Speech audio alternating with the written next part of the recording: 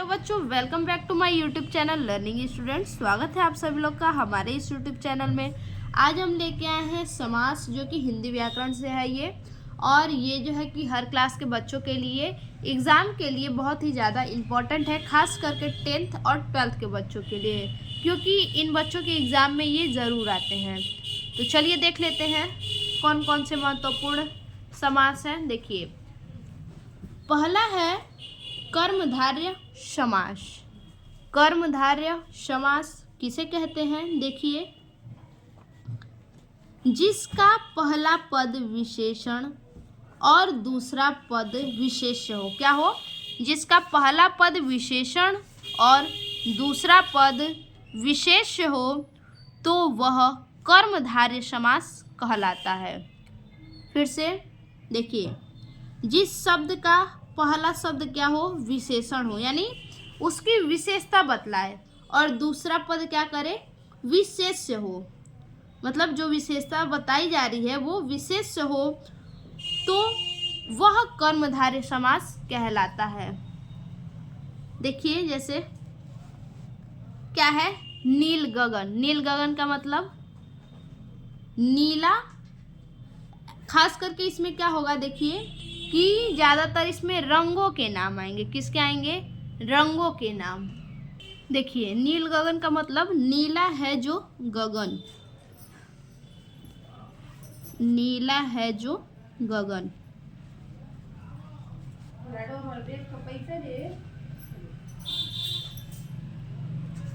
यानी देखिए, इसमें विशेष्य कौन है? नील गगन।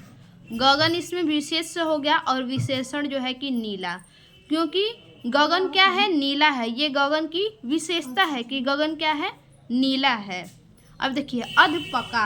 अधपका का मतलब आधा है जो पका, आधा है जो पका।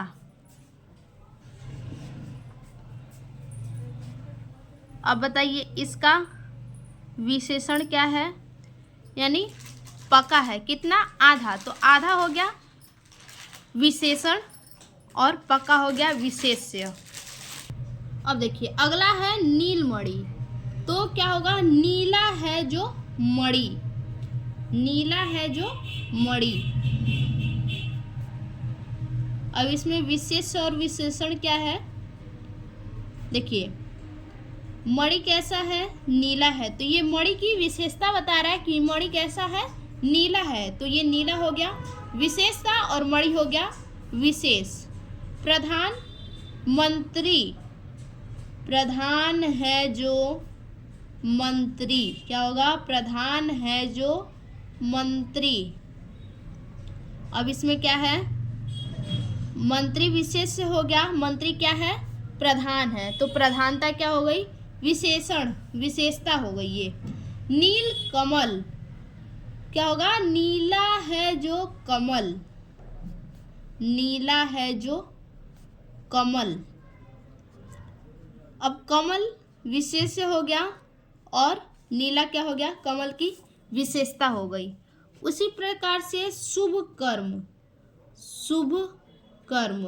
अब इसका आप बनाएंगे कि इसका क्या होगा? शुभ कर्म और श्वेत कमल। शुभ कर्म यानी शुभ हो जो कर्म, शुभ हो जो कर्म, तो शुभ हो जाएगा हमारा विशेष्य और कर्म हो जाएगा हमारा विशेषण।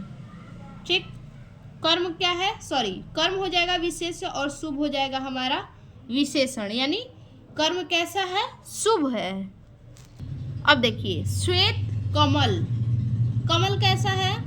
श्वेत है, तो लिखेंगे श्वेत है जो कमल, श्वेत है जो कमल।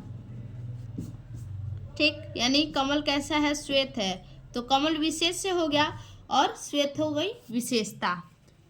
अब चलते हैं अगला समास जो है कि द्विगु समास। द्विगु समास किसे कहते हैं? देखिए, जिसका पहला पद संख्यावाचक हो तथा द्वितीय पद संज्ञा शब्द हो। पहला पद क्या हो? संख्यावाचक हो, और द्वितीय पद संज्ञा शब्द हो, और समस्त पद समूह का बोध कराए। समस्त पद क्या हो? समूह का बोध कराए, किसी न किसी समूह का समस्त पद मिल करके बोध कराए तो वह द्विगु समास कहलाता है। अब देखिए इसका उदाहरण, देखिए चौराहा, चौराहा यानी 4 राहों का समूह। चौराहा संख्यावाचक है, इसमें चौराहा मतलब चौराहा 4 राहों का समूह संख्यावाचक हो गया। अब दूसरा क्या है, चतुर्वेद, चतुर्वेद यानी 4 वेदों का समूह। चतुर्वेद अर्थात 4 वेदों का समूह। अगला है त्रिभुवन, त्रिभुवन यानी 3 भवनों का समाहार। क्या लिखेंगे, 3 भवनों का समाहार। अब अगला देखिए, अगला है दोपहर, दोपहर यानी 2 पहरों का समाहार। क्या है, 2 पहरों का समाहार हो जाएगा। यानी सब में क्या है, संख्या है, सभी में क्या है, संख्या है। अब है पंचतंत्र, पंचतंत्र यानी 5 तंत्रों का समाहार, 5 तंत्रों का समाहार। अगला है त्रिभुज, त्रिभुज यानी 3 भुजाओं का समूह। त्रिभुज 3 भुजाओं का समूह। देखिए अगला है त्रिलोकी, त्रिलोकी का क्या बनेगा, त्रिलोकी यानी 3 लोकों का समाहार। त्रिलोकी यानी तीनों लोकों का जो है कि समाहार। अगला है त्रिवेणी, त्रिवेणी क्या होगा, देखिए त्रिवेणी का मतलब 3 वेणियों का समाहार, 3 वेणियों का समाहार हो गया। अब अगला देख लेते हैं। देखिए अगला हमारा है जो है कि द्वंद्व समास। क्या है अगला, द्वंद्व समास। देखिए द्वंद्व समास क्या है, जहां दोनों पद क्या हो, जहां दोनों पद प्रधान हो एवं दोनों पदों को मिलाते समय, दोनों पद क्या हो, प्रधान हो और दोनों पद को मिलाते समय और अथवा या एवं आदि योजक लुप्त हो जाए। ये सब क्या हो जाए, जितने भी योजक होंगे सब लुप्त हो जाए, वह द्वंद्व समास कहलाता है। देखिए जैसे अन्न जल, अन्न जल का क्या लिखेंगे, अन्न और जल। अगला है माता पिता, माता और पिता। देखिए आगे है जल थल, तो जल और थल। अगला जल वायु, तो जल और वायु क्या होगा, जल और वायु। अगला है उत्तर दक्षिण, तो होगा उत्तर और दक्षिण। अगला है चर अचर, तो होगा चर और अचर, चर और अचर हो गया ये चर और अचर। आगे है दाल रोटी, तो इसका क्या होगा, दाल और रोटी।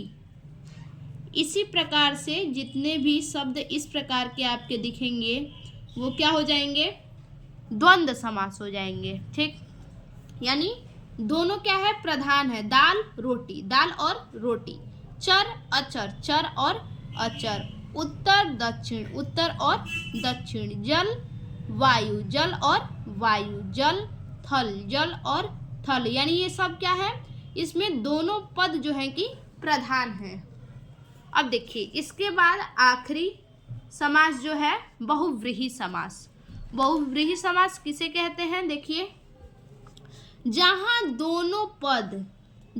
दोनों पद मिलकर किसी तीसरे पद की ओर संकेत करते हैं। क्या करते हैं, किसी तीसरे पद की ओर संकेत करते हैं, वह समास बहुव्रीहि समास कहलाता है। अब इसका उदाहरण भी देख लेते हैं। देखिए पीताम्बर, क्या है, पीताम्बर यानी पीला है जिसका अंबर। पीताम्बर अर्थात पीला है जिसका अंबर, वो क्या है, पीताम्बर। देखिए पीताम्बर यानी पीला है अंबर जिसका, तो पीला अंबर किसका है, श्री कृष्ण का, अर्थात श्री कृष्ण का है। अब अगला है बारहसिंघा। बारहसिंघा, 12 सिंह है जिसके। 12 सिंह किसके होते हैं? तो 12 सिंघा यहाँ नहीं लिखेंगे, 12 सिंह है जिसके अर्थात पशु। अगला है लंबोदर। तो लंबा है उधर जिसका, क्या बनेगा? लंबा है उधर जिसका। तो लंबा उधर किसका है? अर्थात गणेश जी। गणेश जी का उधर क्या है? लंबा है। ठीक। अब है चतुरानन। चतुरानन यानी 4 है मुख जिसके। क्या होगा? चतुरानन का 4 है मुख जिसके। 4 है मुख जिसका। 4 मुख किसका होता है? तो ब्रह्मा जी का।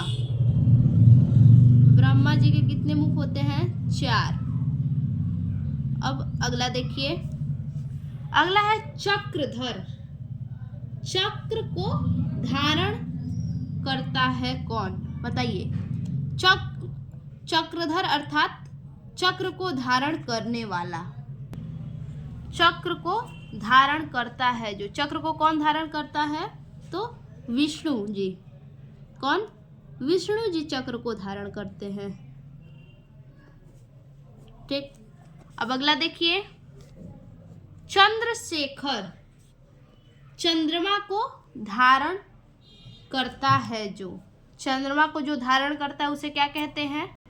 देखिए बच्चा, यहाँ पे आपका ये गलत हो गया है। चंद्रशेखर, चंद्रशेखर का मतलब होगा कि चंद्र है शिखर पर जिसके। चंद्र है यानी चंद्रमा है शिखर पर जिसके। तो चंद्रमा किसके शिखर पे होगा?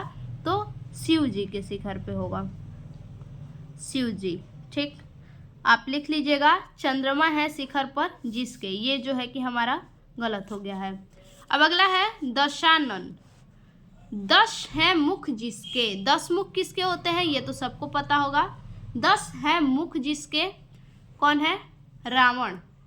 रावण। अब अगला है त्रिनेत्र। अब बताइए त्रिनेत्र का क्या होगा?